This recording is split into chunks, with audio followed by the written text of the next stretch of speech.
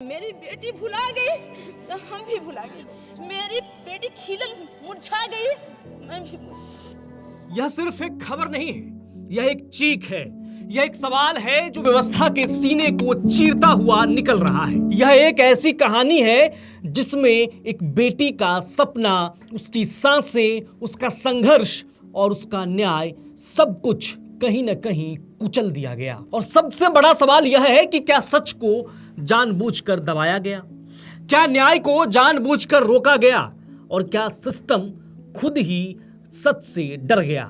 पटना की सड़कों पर कभी गूंजने वाली आवाजें आज खामोश हैं, लेकिन एक मां की सिसकियां आज भी उतनी ही तेज है। मेरी बेटी भुला गई तो हम भी भुला गए। मेरी बेटी खिलल मुरझा गई, मैं भी एक परिवार आज भी उसी सवाल के साथ खड़ा है कि उनकी बेटी के साथ आखिर हुआ क्या था। और उससे भी बड़ा सवाल कि अगर सबूत चीख रहे हैं तो फिर जांच एजेंसियां क्यों चुप है। कोर्ट ने साफ कहा कि ऐसा लगता है कि जांच एजेंसी ने आदेश के बावजूद जानबूझकर चार्जशीट दाखिल नहीं की। 10 अप्रैल तक जांच पूरी करने या स्पष्टीकरण देने का आदेश था, लेकिन उसका पालन नहीं हुआ। कोर्ट ने इसे एक खुला उल्लंघन बताया और इसी के साथ आरोपी मनीष रंजन को जमानत मिल गई। जमानत की खबर आई और उसी पल एक मां टूट गई। बेटी को न्याय दिलाने की लड़ाई लड़ते लड़ते वह बेहोश हो गई, अस्पताल में भर्ती कराना पड़ा। यह सिर्फ एक परिवार की कहानी नहीं है, यह उस सिस्टम की तस्वीर है जिस पर आप भरोसा करते हैं, न्याय के लिए उम्मीद से। जहानाबाद से पटना आई एक छात्रा, आंखों में डॉक्टर बनने का सपना था, लेकिन वह सपना अब सिर्फ एक केस बन चुका है। 100 दिन बीत चुके हैं उसकी मौत को, लेकिन सवाल आज भी वही खड़ा है कि यह सुसाइड था या फिर एक क्रूर रेप और मर्डर। पोस्टमार्टम रिपोर्ट कुछ और ही कहती है। शरीर पर चोट के निशान, प्राइवेट पार्ट्स पर गंभीर जख्म, कपड़े फटे हुए, खून के निशान और अंडरगारमेंट्स पर स्पर्म की मौजूदगी। यह सब क्या इशारा करता है कि यह एक खुदकुशी थी? लेकिन पुलिस शुरू से ही सुसाइड की थ्योरी पर अड़ी रही।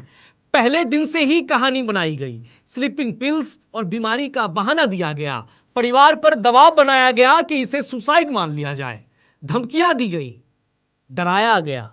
20 दिन तक क्या हुआ? सबूत कहां गए? सीसीटीवी फुटेज गायब हो गई, कपड़े देर से जांच के लिए भेजे गए। परिवार जब मदद के लिए अधिकारियों के पास गया तो उन्हें सलाह दी गई कि सुसाइड मान लो। यह जांच है या कहानी लिखने की कोशिश? सवाल खड़े करते हैं। परिजन लगातार कहते रहे कि उन पर दबाव बनाने की कोशिश हो रही है और सच को दबाने की कोशिश हो रही है। परिजनों के इन तमाम आरोपों के बाद यह जांच सीबीआई को सौंप दी गई, यानी कि देश की सबसे बड़ी जांच एजेंसियों में से एक को सौंप दी गई। उम्मीद थी कि अब सब सामने आ जाएगा, सच पता चल जाएगा, लेकिन यहां भी कहानी अलग नहीं थी। तारीख पर तारीख, सवाल पर सवाल और जवाब के नाम पर सिर्फ सन्नाटा। अब देखिए जांच में क्या हुआ। सबसे पहले जरूरी धाराएं ही नहीं लगाई गई। कोर्ट की फटकार के बाद जाकर पॉक्सो जोड़ा गया। मुख्य आरोपी से ठीक से पूछताछ तक नहीं की सीबीआई ने। रिमांड पर लेकर जांच करने की जरूरत भी नहीं समझी सीबीआई ने। लोकेशन और कॉल डिटेल्स की जांच में ढिलाई बरती गई सीबीआई की तरफ से। सबसे अहम सवाल, कपड़ों पर मिला स्पर्म किसका था? आज तक जवाब नहीं मिल पाया है। पहले की जांच से एक कदम भी आगे सीबीआई नहीं बढ़ पाया है। सबूत जुटाने के बजाय परिवार पर ही शक जताया गया। कोर्ट के सवालों का कोई ठोस जवाब नहीं दिया गया। एक ही केस में 4 जांच अधिकारी बदले गए। हर बार जांच नए सिरे से शुरू हुई। कोई निरंतरता नहीं, कोई स्पष्ट दिशा नहीं। अब जरा उस पोस्टमार्टम रिपोर्ट को समझिए, जो इस केस की सबसे अहम कड़ी है। रिपोर्ट कहती है कि छात्रा के साथ जोर जबरदस्ती हुई।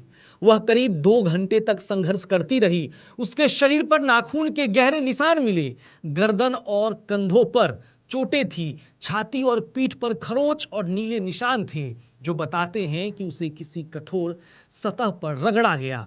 प्राइवेट पार्ट्स में ताजा चोटें थी, भारी ब्लीडिंग हुई थी। यह सब क्या बताता है? क्या यह किसी सामान्य मौत की तस्वीर है? रिपोर्ट में यह भी संकेत है कि एक से ज्यादा लोग शामिल हो सकते हैं, यानी मामला और गंभीर हो जाता है। लेकिन जांच वहीं अटकी हुई है, सवाल वहीं खड़ा है, आखिर सच सामने क्यों नहीं आ रहा है। और इन सब के बीच एक माँ की हालत लगातार बिगड़ती जा रही है। न्याय की मांग करते करते वह मानसिक रूप से टूट चुकी है। जमानत की खबर सुनकर वह बेहोश हो गई, अस्पताल में भर्ती कराना पड़ा उन्हें, ब्लड प्रेशर बढ़ गया, हालात गंभीर हो गई, लेकिन सिस्टम जस का तस बना हुआ है। ध्यान रखिएगा, यह सिर्फ एक केस नहीं है, यह उस भरोसे की कहानी है जो धीरे धीरे खत्म हो रहा है। जब लोग सड़कों पर उतरे थे तो लगा था कि न्याय मिलेगा, लेकिन अब वही लोग खामोश हैं। शुरुआत में सोशल मीडिया पर गुस्सा था, विरोध प्रदर्शन हुए, सरकार पर सवाल उठे, लेकिन अब सब कुछ शांत हो चुका है। क्या लोग थक गए हैं या फिर सच दबा दिया गया है? इतिहास भी कुछ सवाल खड़े करता है। पहले भी ऐसे मामले सामने आए हैं जहां जांच लंबी चली और नतीजा कुछ नहीं निकला। कई ऐसे केस हैं जहां सालों बाद भी न्याय अधूरा है। यही डर इस केस में भी नजर आता है। क्या यह मामला भी फाइलें में दब जाएगा? क्या यह भी एक और अधूरी कहानी बन जाएगी? सबसे बड़ा सवाल यही है कि जांच एजेंसियों का काम क्या है, सच ढूंढना या पहले से तय कहानी को साबित करना। अगर सबूत कुछ और कह रहे हैं तो फिर जांच उस दिशा में क्यों नहीं जा रही है? मैं फिर से कह रहा हूं, यह कहानी सिर्फ एक शहर की नहीं है, यह पूरे सिस्टम का आईना है।